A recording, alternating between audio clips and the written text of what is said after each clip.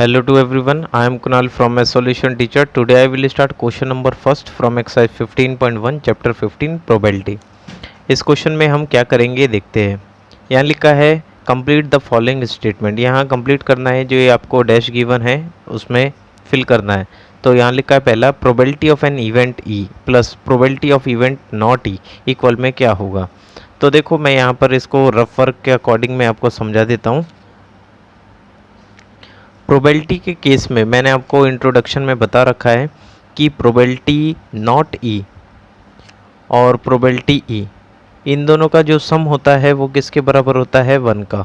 तो यहाँ लिखा है आपका कि probability an event E, probability E और प्रोबेबिलिटी नॉट ई, तो दोनों का जो सम होगा वो क्या होगा, 1 होगा। तो इसका पहले का पार्ट है आपका आंसर 1। तो दूसरा गिवन है the probability of an event that can not be happen, तो ऐसी प्रोबेबिलिटी का इवेंट की जो कभी भी नहीं हो सकती, तो आपका वो केस क्या होता है, 0। क्या होता है, 0। जिसका केस ना हो, जो हैपन नहीं होगा, तो 0। और उस इवेंट को हम कहते हैं इम्पॉसिबल इवेंट, जो पॉसिबल नहीं है, इम्पॉसिबल इवेंट।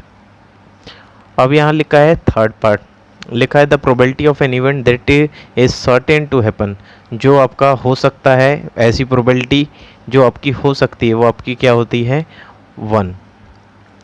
और जो होने वाली प्रोबेबिलिटी होती है उसे हम कहते हैं श्योर और सर्टेन इवेंट। आप श्योर इवेंट भी बोल सकते हैं और सर्टेन इवेंट भी बोल सकते हैं।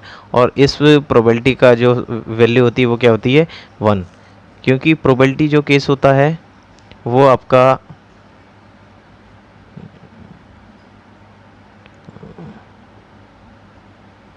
ये केस होती है प्रोबेबिलिटी के केस में। तो प्रोबेबिलिटी 0 से कम भी नहीं हो सकती, ना 1 से ज़्यादा हो सकती है, तो इसीलिए ये केस होता है। तो sum of the probability of event, तो देखो दोनों प्रोबेबिलिटी के जो इवेंट का जो सम होता है वो क्या होता है, 1 होता है। तो यहाँ पर ये बोला है फोर्थ में कि प्रोबेबिलिटीज़ का जो सम होता है ना होने की और होने की, दोनों का सम किसके बराबर होता है, 1 का। तो यहाँ पर हम लिख देंगे 1। आगे लिखा है the probability of an event is greater than और equal to and less than और इक्वल टू। तो मैंने आपको बताया कि ऐसा केस जो आपका प्रोबेबिलिटी, ऐसी प्रोबेबिलिटी जो आपका लेस देन और इक्वल टू किसके होता है, लेस देन और इक्वल टू किसके होता है। तो यहाँ पर इसकी वैल्यू आएगी 0 एंड 1, क्योंकि 0 से ना कम होगा ना 1 से ज़्यादा होगा। तो यहाँ पर प्रोबेबिलिटी का जो केस होगा वो क्या होगा, 0 और 1। तो इसी के साथ ये क्वेश्चन भी सॉल्व हो चुका है। उम्मीद करता हूँ आप लोग को ये क्वेश्चन समझ आया होगा। Okay bye.